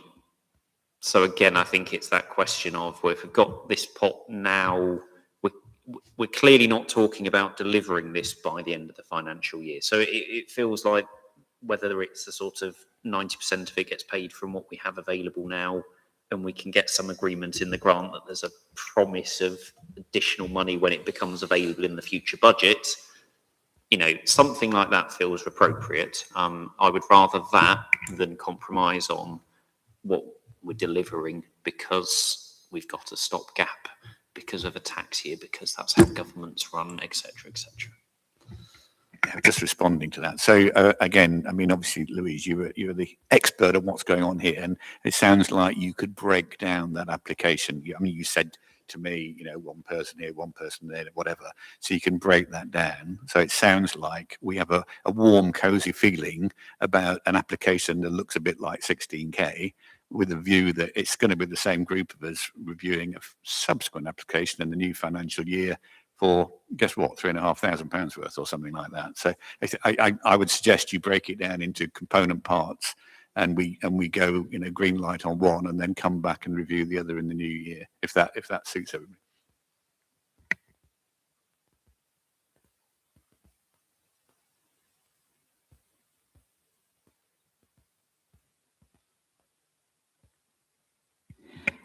Okay, so we're comfortable to give Neil the nod to go away and work this up proper? Yes, that's right. Would we, through, I don't know, online or something, would we have the opportunity to look at the presentation, even though you guys are going to be making a decision on it? Would we be able to do that at all? So that's something that Louise and I spoke about, actually, whether with this exceptional power that we have, do we want to have it for the head of the chair and the vice chair, or do we want to take it online and invite the group to meet as an extraordinary meeting, basically? I have no problem with Neil has the time to give a presentation to the group. If you have the time to give it, we don't want to be setting up meetings for the sake of it.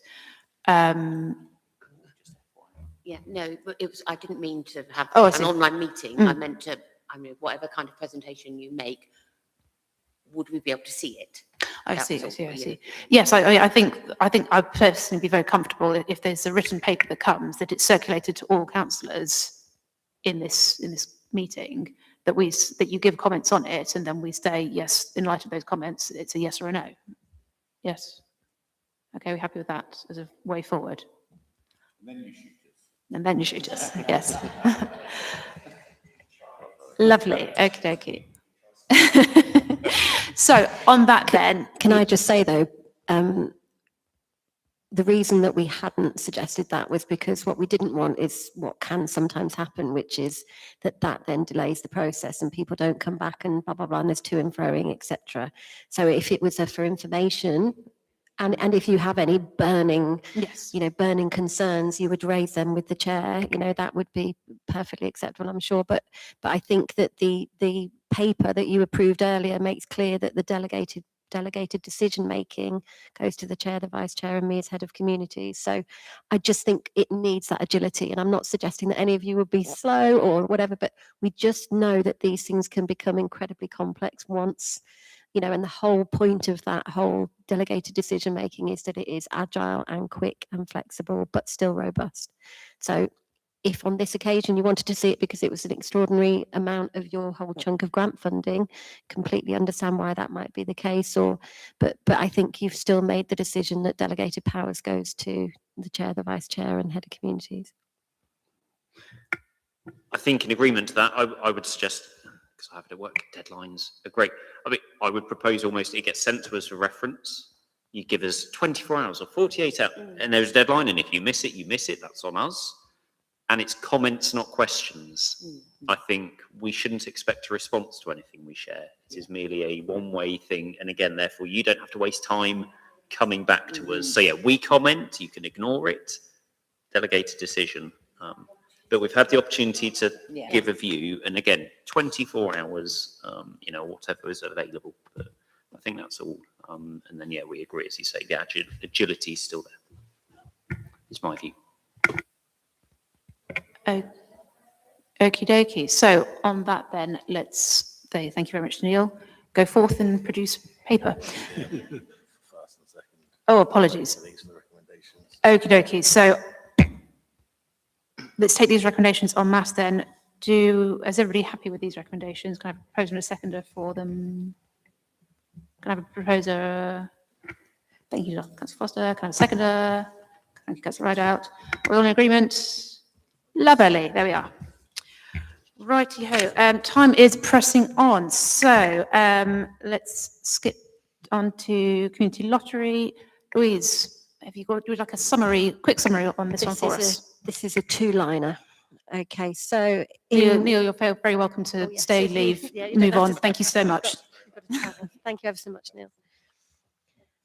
Okie doke. So Salisbury City Community Lottery, good causes. In essence, the short form is there have been no applications from community groups to become new community lottery good causes over the last quarter.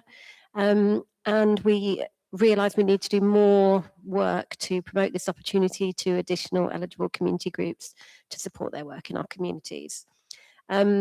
Just to give you the headline data from what went last year, there were 755 tickets sold in the last year, and total annual funds generated for those 58 approved good courses was £23,556. So in essence, the recommendation is that the committee supports the communities team to undertake additional promotional work with our community networks and on social media to encourage more groups to apply to become a lottery good cause. Okay, quickly from me then, I think what would be lovely is if we could see maybe the 5 years worth of data, just so we know how it's sitting next time. So, can we see a little bit more data in terms of, it was 755 a good year or a poor year? And I guess going back to what we were just talking about, this is where Neil's work could come in use, is to again promote our community's lottery work as well. So thank you. Anybody else? Yes, Councillor Foster. Almost to push on what you just said and ask for more data. Again, knowing that we're successful, because I think, again, the recommendation's strong, but making sure that we do it in the right way and what does good look like. So I guess almost, is the data available to not only look at the last 5 years, but look at it monthly? Because otherwise I fear you'd have to do a year's worth of work to see whether you improved anything. Whereas or even quarterly, and then within 3 months we can see, did we see an uptick based on Q1 in the previous years? So I guess that was my question, is how granular does this data go so that we can then see, we've tried this, it didn't work, or it did work, and we can steer accordingly. The whole process is pretty much run by an external provider. It's run by Gatherwell, and they submit kind of monthly returns to me to say this is how much has been generated by community tickets this month, next month, the next month. Obviously, the monitoring isn't based on the community tickets sold. It's about, for us, it's about which Salisbury-based groups are benefiting from being a new cause. So I guess the only benchmark would be, as you say, let's look at that journey for when it started and how those growths have happened over time. And I can bring that back to a future committee, just to say this is how it's looked and this is what we would aim to see in terms of uptake. Okie dokie. Is everybody happy with that? Any further questions? No? Okay, so we are being asked, therefore, to recommend that the team undertake promotional work with community networks and try and move this forward. Can I have a proposer for that as a recommendation? Lovely, thank you, Councillor Foster. And a seconder. Thank you, Councillor Taylor. Are we all happy with that? Wonderful, that has passed. And then finally budgets. I looked through this earlier. There's no big red flags for me, myself, but Louise, do you want to raise any flags that I have missed? No, not really. I mean, obviously we are required to, all budget holders, explain any material variances that are over 50,000. We're nowhere close to that at all, so we don't have any variances that we need to address. I think the only thing that I would say is that on a monthly basis, myself and the community development manager and the pantry manager meet with our RFO, and we go through each period's budgets and we look at how are we doing. And we're trying to get smarter, really. I think that what's happened, you've got some underspends there on the right-hand side. And what I'd say from those is that, in essence, there's been some historic inaccurate profiling, that's taken place around that budgeting. And, I'm coming in and learning every month about, okay, where are we getting it wrong? And we're doing environments to kind of, rebalance across different portfolios of work that sit within the community's budget. And we're getting smarter. And where there are savings to be made, we're obviously going to be offering those up as part of CIP. But yes, there are the big variation there at the top with BHC is to do with salary. That salary is linked to absence. There's also been some odd discrepancies around funding for officers who work at Friary, comes through the Bemerton Heath Centre. It's treated through the Bemerton Heath Centre. So there's a few little weird anomalies that we're working our way through. But in essence, we just need to get smarter at our profiling, and then we need to get get better at making sure that we don't have those underspends, because we need to spend every penny we've got. So that's about it. Any comments, questions? Councillor Foster.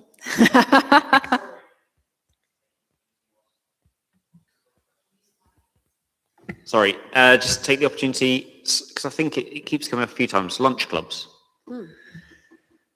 Yes, that's profiling. Are we meant to spend money on these? Do we gain money on these? Is it that we should encourage more people who could benefit from them to come along to these? Because it seems one way regularly, that it's sort of budgeted as an expenditure, but we end up making money. I think originally there was, again, this is profiling, because I think that members had anticipated that there would be a further development of an additional lunch club somewhere else, and that hasn't happened due to staff resources and, other things. So the team run our own lunch club at the Baptist Church, but we also support the lunch clubs that are operating at St Michael's. But yeah, I think there was an ambition back in the day whenever that budget was set, that would expand. We're not looking to expand it at this moment in time. So okay, that so needs that's reprofiling. anomaly just working Yeah. its way through. Yeah. Perfect, thank you. Okie dokie. Any further questions? No? Are we happy to note this paper? Lovely. Thank you very much. Okie dokie. I think therefore it's anybody's got last comments or queries? No? Wonderful. At 8:28 we will close the meeting. Thank you very much. Thank you.